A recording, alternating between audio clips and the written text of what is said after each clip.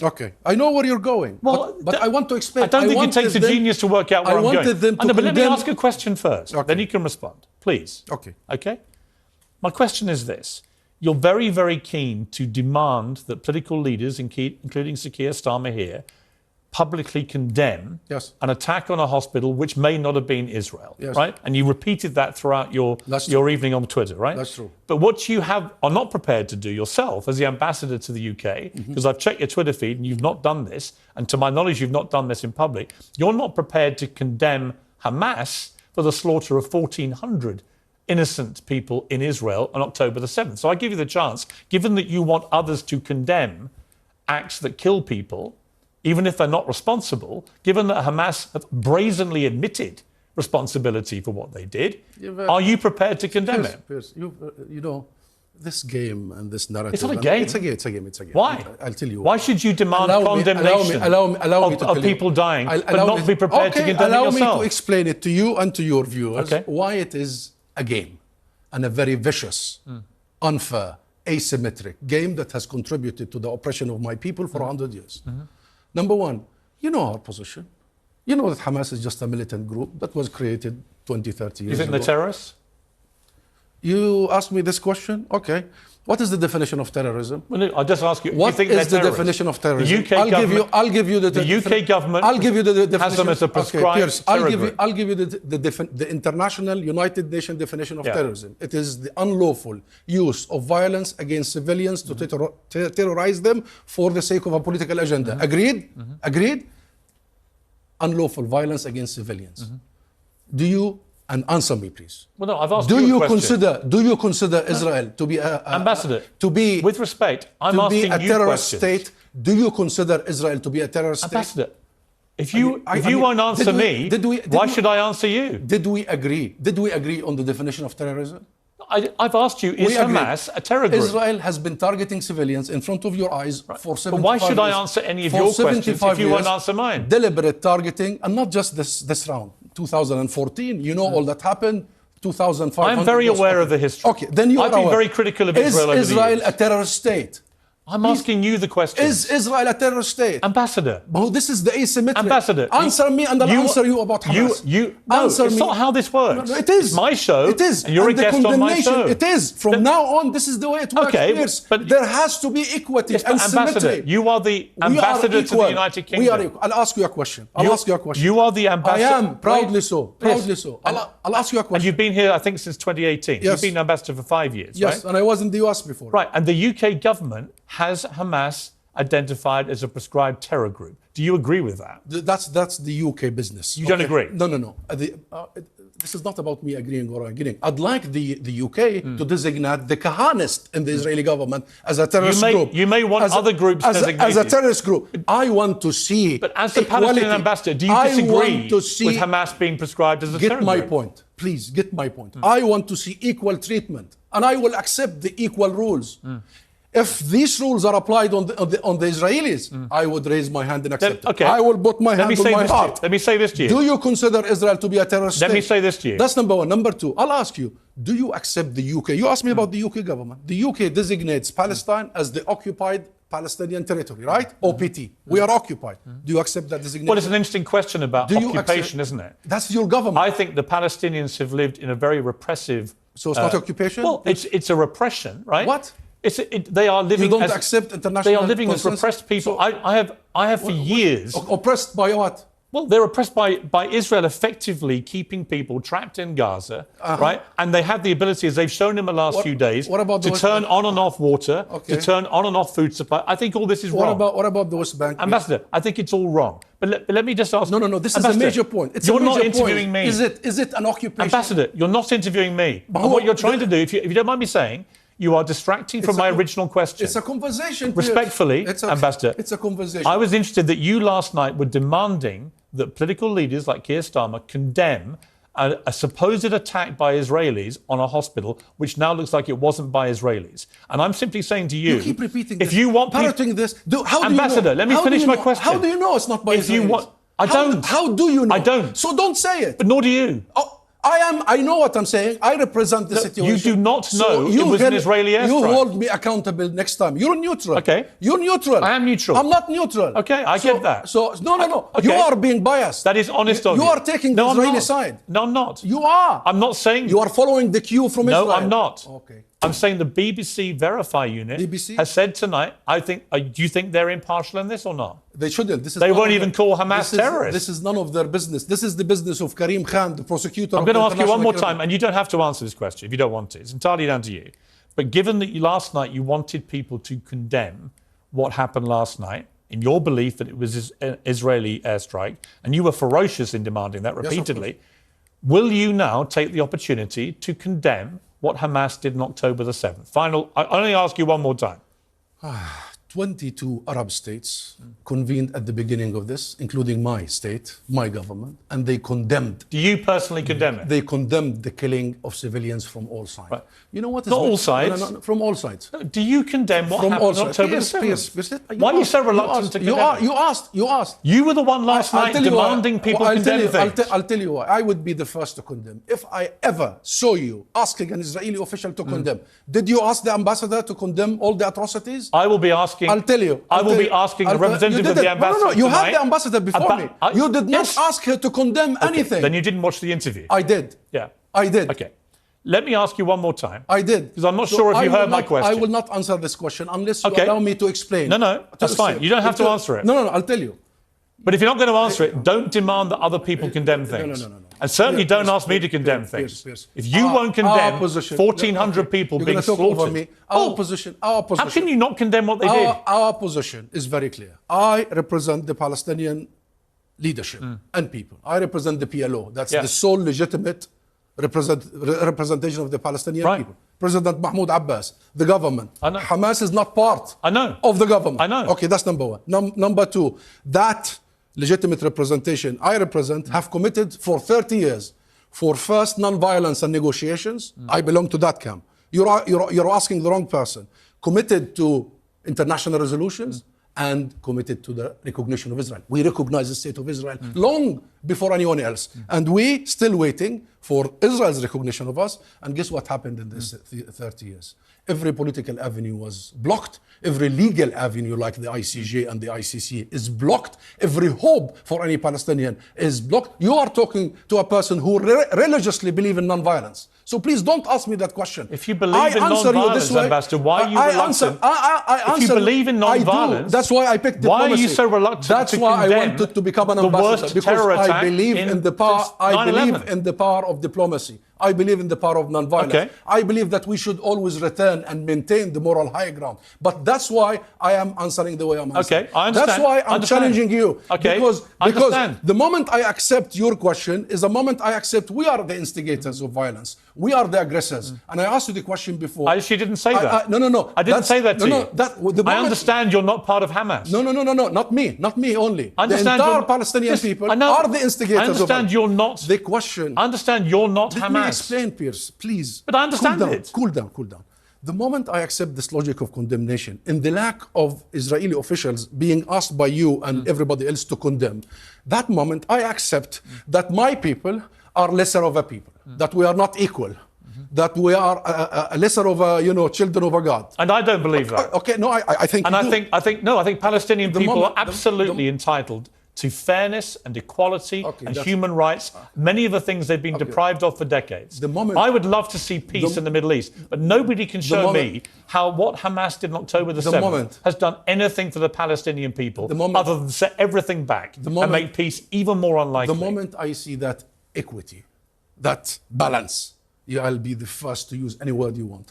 But so long as there is this imbalance, this racism against Palestinians, this consideration of us of being, 1/5. But I'm not racist against Palestinian people. I think there are people who are racist. I think anti-Palestinianism is flourishing everywhere. I think we are seen as to be less of value than the Israeli lives. Let me ask you I'll tell you how. I'll tell you what. Ambassador. You brought me here. You're bringing everybody. This has been the focus of everyone. You have located your moral compass on the 7th of October. No. Did you locate your? No. Did you locate your moral All compass? that says to me is. Did you locate your moral compass? I on covered the 200 people killed this year in the West Bank. I've covered. Did you bring me to discuss the you're many talking Palestinians who were killed only in the last few months? Ambassador, no, this is the that's let that's me try what and I'm respond calling. to you. Okay. I know there is an argument to be made about the whole Hamas attack and the kind of chain reaction it has set.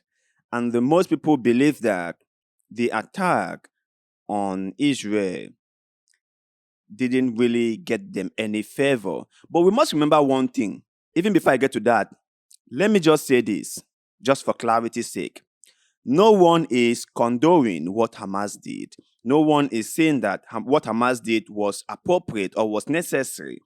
We all have categorically condemned the atrocities that were committed by Hamas on the people of Israel. That being said, but like I've always said, it takes two to tangle. Hamas feel like they have been pushed to the wall. Hamas feel like Israel and the rest of the world doesn't really care about the Palestinian cause. And Israel, instead of settling the issue with Hamas or with Palestine, is going behind their back to make friends with all their neighbors. Let me ask you this question, and please be honest about it. If you are in a group when you guys have a common understanding about a given problem, and your friends promised to stand by you against someone who oppresses you in your own view, and all of a sudden, instead of the person who is trying to oppress you trying to solve this problem with you, that person is going behind your back and trying to cajole or convince your friends into siding with them and sidelining you. How would you feel? Would you take that line down? Or would you do something that will bring back the talk about your problem?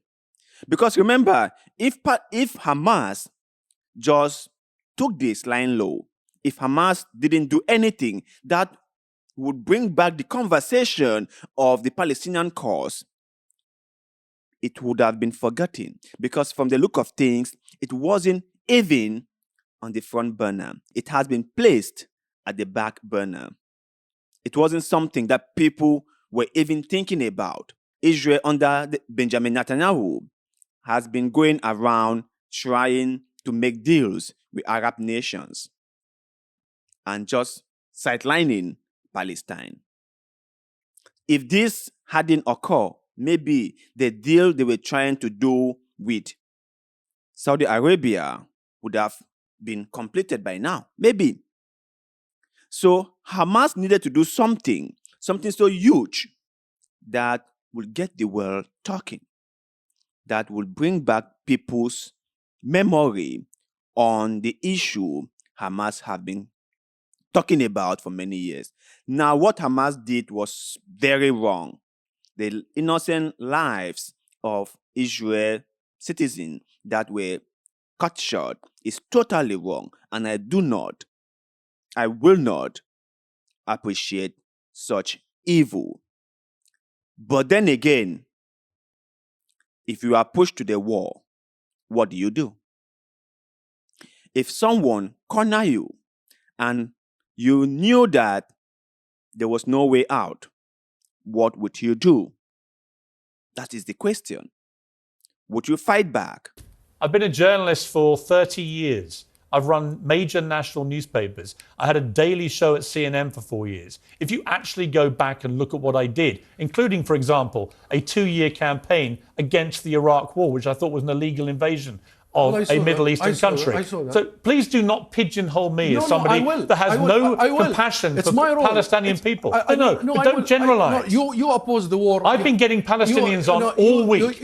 I've been giving Palestinians platforms, including you, all week, right? But when Israelis were harmed, you see, this is what I'm telling you. Why didn't you bring Palestinians when hundreds, thousands of Palestinians are killed by settler militias? Ambassador, here's my answer. Yeah. I can guarantee you absolutely guarantee you that if the Israelis ever carried out a terror attack of the nature we saw on October the 7th, They are doing. what they Since killed 1948. they pulled Holocaust survivors out of their homes and kept them hostage. They shot babies in their cribs. Watch the terminology. They burned families alive deliberately, going in to get civilians.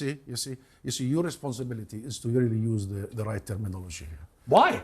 This is indisputable. All of the words. All that happened. You are invoking many things here. You've just invoked terrorism. You are now invoking ISIS. You don't dispute it was a terror attack, surely? You are now invoking ISIS, and you spoke about... I haven't mentioned ISIS, but for the record... You did. Not with you, but for the record, with everybody. I do believe there's a parallel between what Hamas has done on October the 7th and ISIS. No. Okay, you see... You don't agree? The Israeli...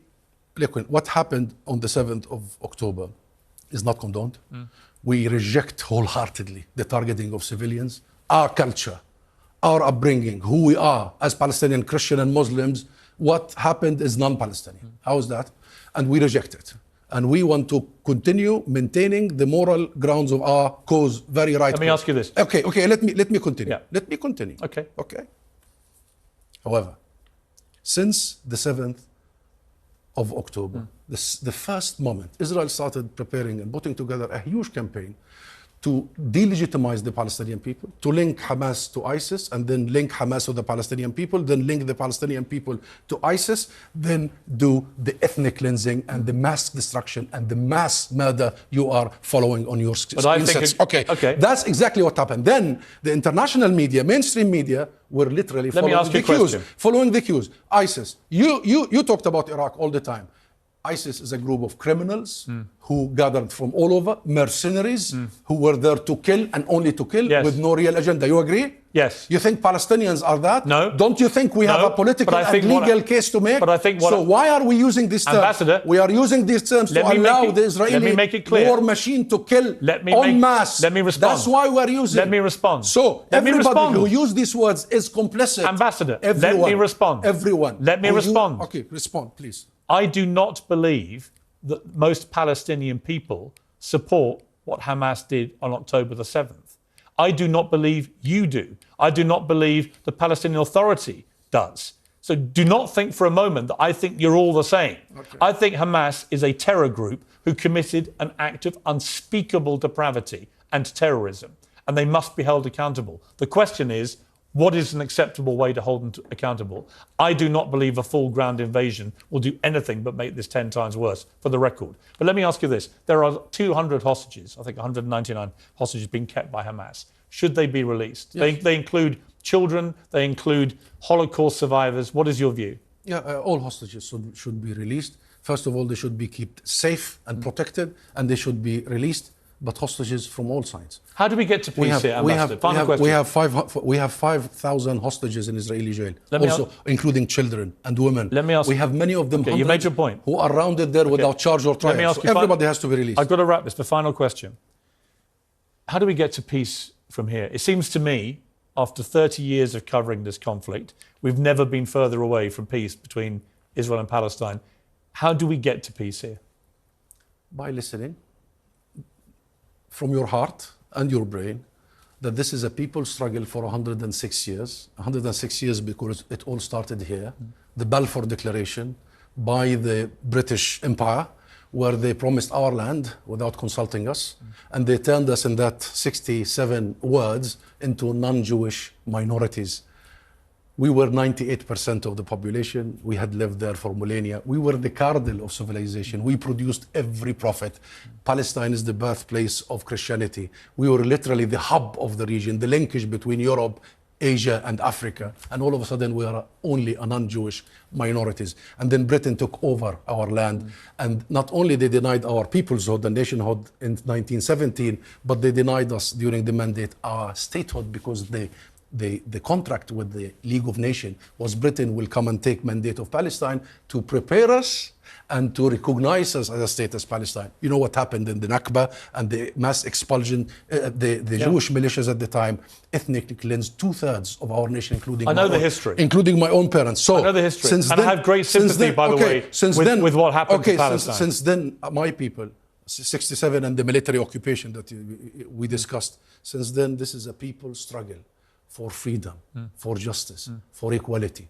This is a people's cry to survive. How do we get to This peace? is by full application of international rules. We did not create the post-World War II two-state solution? Yes, of course, Israel has to end its occupation that began in 1967. Refugee rights must be respected in accordance with international law. Two neighborly countries can get together with neighborly relations, Okay. but the Palestinian people have the right to defend themselves, and a state. We don't have an army. A state has an army. A state will do so. So occupation is the root cause Ambassador, of all this discussion. I personally like debates like this because I think that it gives us a unique perspective on things, and then we can hear both sides share their argument, right? And then we can decide for ourselves what we think is right. And then at the end of the day, I would like to say this clearly to you guys, that I feel sad for what is going on in the Middle East, because this Middle East issue has been ongoing for years now, and there seems to be no solution aside, and it's something that the international community must resolve. They cannot keep on kicking the can down the road. At a certain point in time, we must all realize that this issue must be resolved. Now, how we resolve it might be a matter of debate and negotiation, but the bottom line is we have to resolve it. So to you guys out there, let me know your take on this whole issue between Palestine and Israel. And do you think that the Palestinian ambassador to the United Kingdom make a convincing argument about this whole situation? Did you learn anything new from watching this debate? Let us know in the comment section below, because like always, we love hearing what you have to say. And also, do not forget to like this video, share this video, follow our Facebook page, and most importantly, subscribe to this channel, because little bit of good way, like the one you're doing just now, help us a lot, and we shall ever be grateful to you. So thank you very much for doing just that. And like always, see you in the next one.